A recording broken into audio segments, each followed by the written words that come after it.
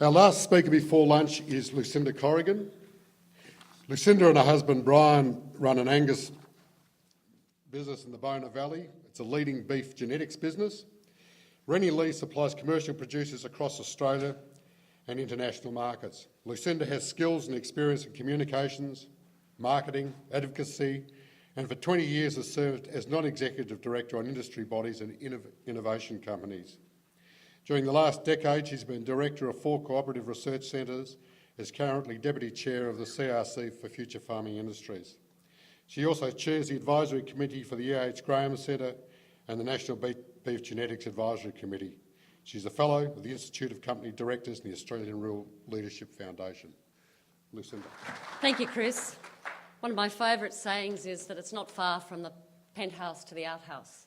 So today's success can be tomorrow's failure, so you never want to believe the rhetoric.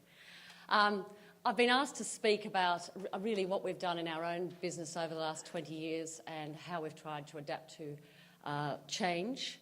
And the suggestion was I talked about to 2020. Well, I think 2020 is really next week in our family business, which is we're sort of 4th generation since 1870 at Weimar. And so I've called it to 2050, trying to take some of the longer-term challenges that we're facing. So that's our vision, to create a dynamic, family-based agribusiness, which is an enjoyable place to work with positive environmental outcomes. And what I've done, I did write a fair bit, and it's in your proceedings, but I knew in 15 minutes, which I was given, although I can see I've got a little bit more time because Phil gave me a bit of time, I'll be able to talk a little bit more to each slide. So what I've done is put together a series of pictures to sort of illustrate the principles. So this is Rennie Lee. It's classic southwest slopes in New South Wales country, light granite soils, mainly cleared, so it's a fairly modified grazing environment. I've got lots of photos from over the years in this presentation. That one was taken as we went into the 2002-03 dry period, shall I say. And that's the valley floors. This is taken from a helicopter the other day. We were spraying some bracken fern. And in 2010, we bought back half the original property over the road. So we're just in a major development program on that property because it hadn't had much done for 40 years. So you can actually see, we fenced off 23 hectares last year, and you can see the tree lines down the bottom of the valley there. And this is the new perennial pasture we're putting in this year. It's just been limed. An iconic feature of our landscape is the Half Moon Gap. You can see it from lots of places, Albury and so on. So it's actually our earmark. And we really love the Half Moon Gap. So there's a photo of the Half Moon Gap. Our system has been based on improving the perennial pasture base over really since about 1990. I've been there since the mid-80s, and we sort of pushed the go button after we split the family business in the late 80s. So this is classic Phalaris and clover-based pastures on the valley floor at Weimar. In the mid-90s, in the early 90s, I went off and got a job because I said to Brian I didn't have enough to do. And so he said, "Oh, Lord, you can't do that." It was a 3-day-a-week job with Grazing Australia. So we went off and we found some country at Culcairn. So this is Ellerslie Park, which is the first place south of Culcairn on the Olympic Way. That's in 2009, so that was a really gorgeous autumn, if you all remember 2009. On that Culcairn country on the Billabong Creek, we've really been able to develop a serious area of lucerne, which is giving us, I think, the resilience we need to keep a fairly large herd of cattle going in the dry season. So that was actually taken during the drought, and that's Tabletop Mountain over there in the background.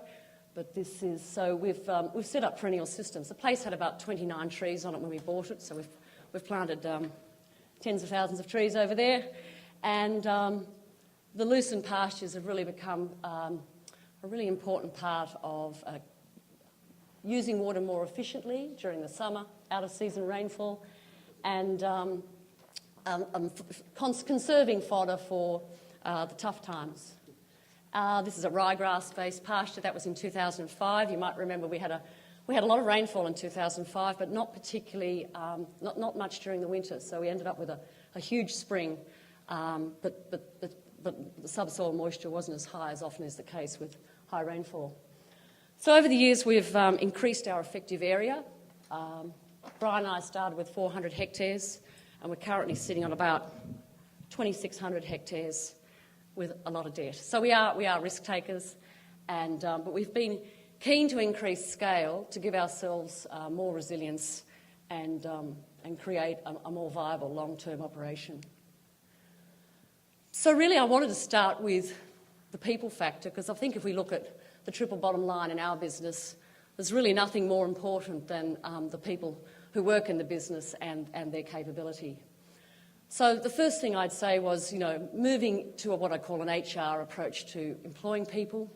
We've just been replacing one of the members of the team at home. This week we've been interviewing, and I think if you can build a reputation as being an employer of choice, which is something that's talked about in other industries besides agriculture, you do find you attract a fantastic range of candidates. So we've had a couple of dozen people apply for this job. Interestingly, and I'm sorry Dave Sackett's not here anymore, we've had 2 people come back out of corporate farming and say that they really want to work in a family farming operation, which I think's really interesting. So I think you can build that reputation and you can attract really, really good quality people. We're still waiting for our lead candidate to accept the job. Group learning, I think, has been a really important part of what we do, working with participatory on-farm R&D, and we've had a series of those over the years, and I've named some of them in my paper. We've had a fantastic range of consultants over the years, including, I've just added succession planning there because we are now working with a very experienced lawyer in Albury who's very good at this sort of thing, just setting up a process so we can transition to Generation 5. And I wanted to mention our social contract. Because I'm on the board of Meat and Livestock Australia, I suppose we've got a very raw experience of what happened with the closure of the live export trade last year and the grief that it is still causing in Northern Australia.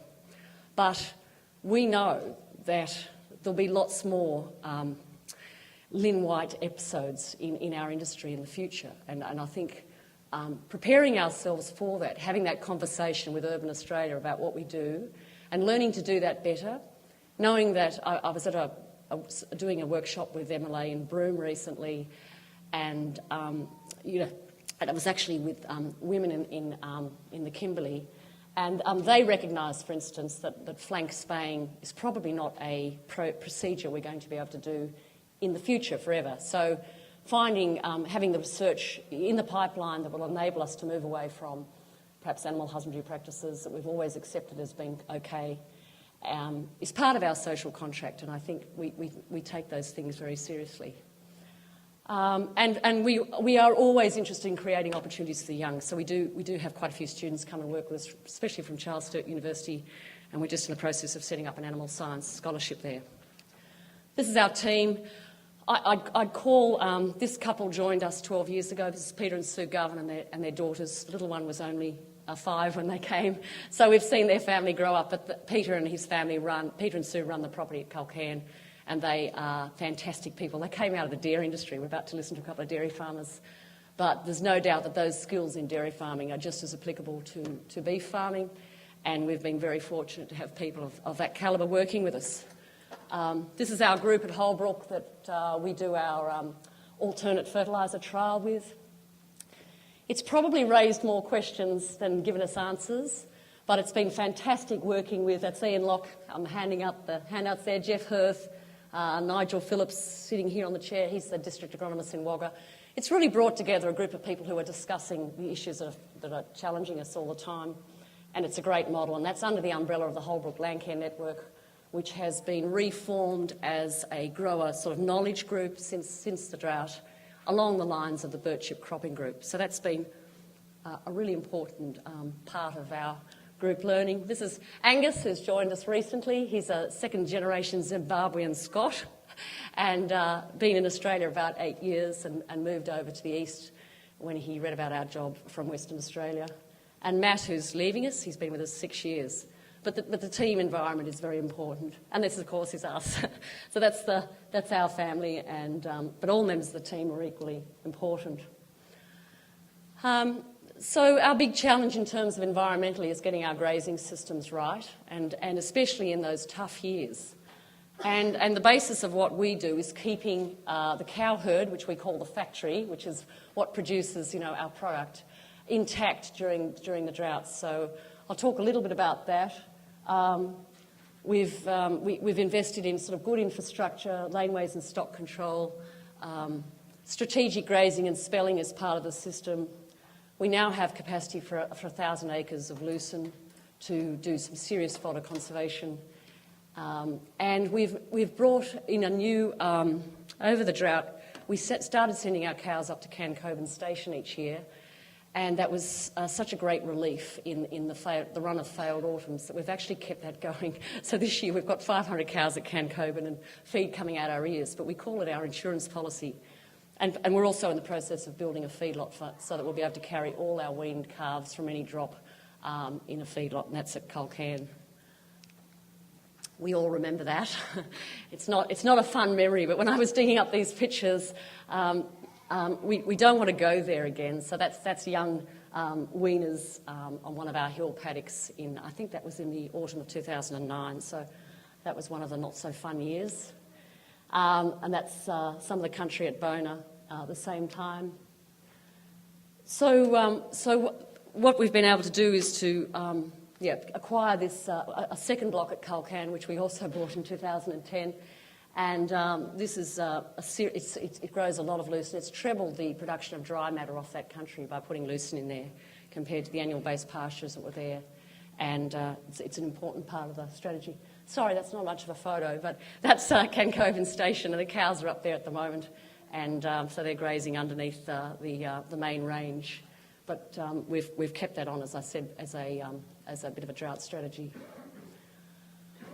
So, other parts of what we do environmentally, we've been planting trees since 1990. I did have a tally. It's something like 230 hectares, and a lot of those, especially the more recent plantings in the last decade, have been just with sort of indigenous species. When we started, we planted basically what was available from the nurseries, and some of those plantations look a little bit monocultured, and they don't have the range of ground and shrub species through to trees. But the recent ones are beautiful, and they've got a lot of the small birds have returned to those plantings.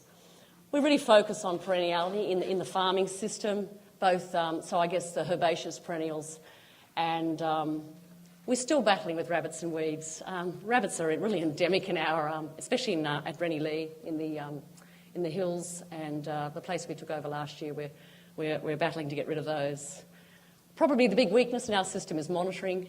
We have spates of monitoring. We monitor our piezometers, and then we monitor our water quality, and we do ground cover, but I'm not sure that we do them all in quite as often as we should.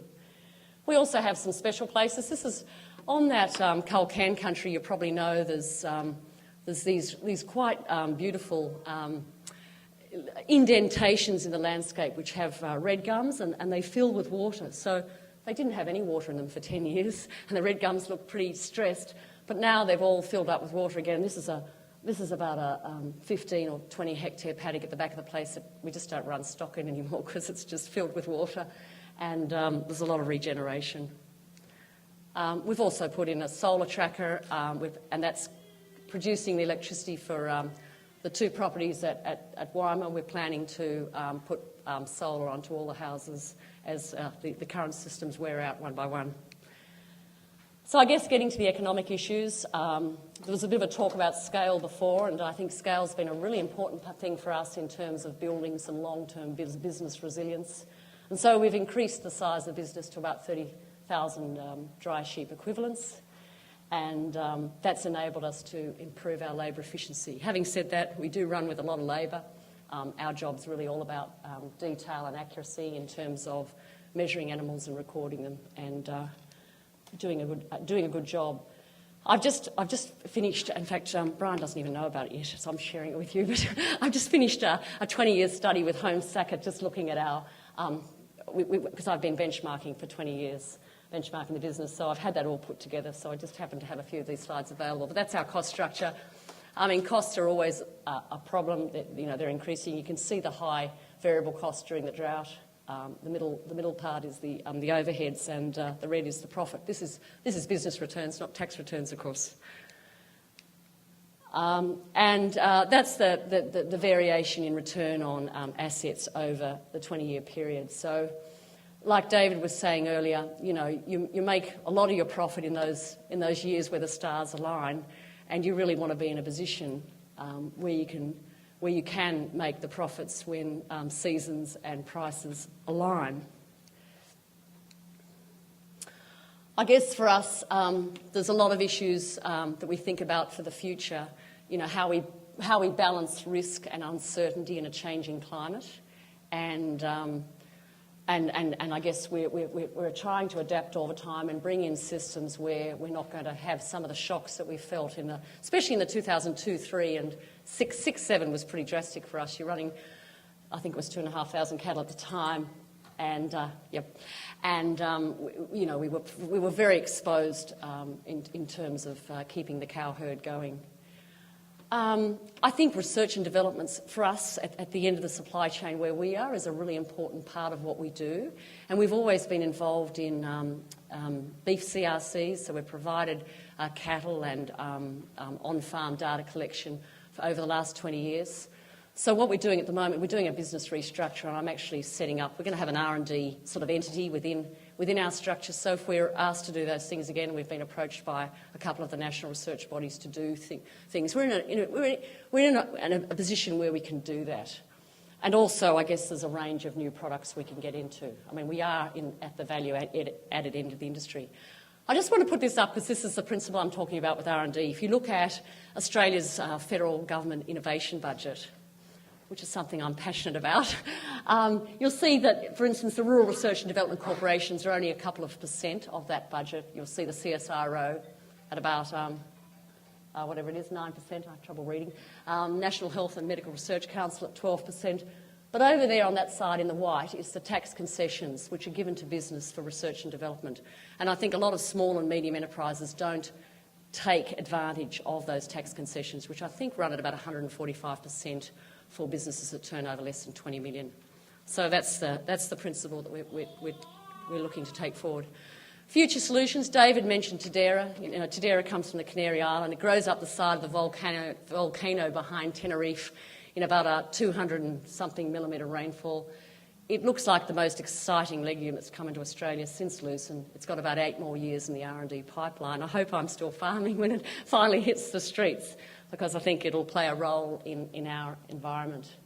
I mentioned new products. I don't know if anyone can see those, but that's some Brahman Angus cross cattle that we're breeding for a couple of clients in Queensland. They're certainly different to handle, and our guys have a bit of grief with them, but we're doing that on contract for a couple of people. And there are other sort of crossbreeding exercises that we could get into for, on demand. We do quite a lot of contract breeding now. So whatever the storm is that it's approaching, we'd like to think we can set ourselves up for the fifth generation and cope with the slings and arrows of outrageous fortune. Thank you.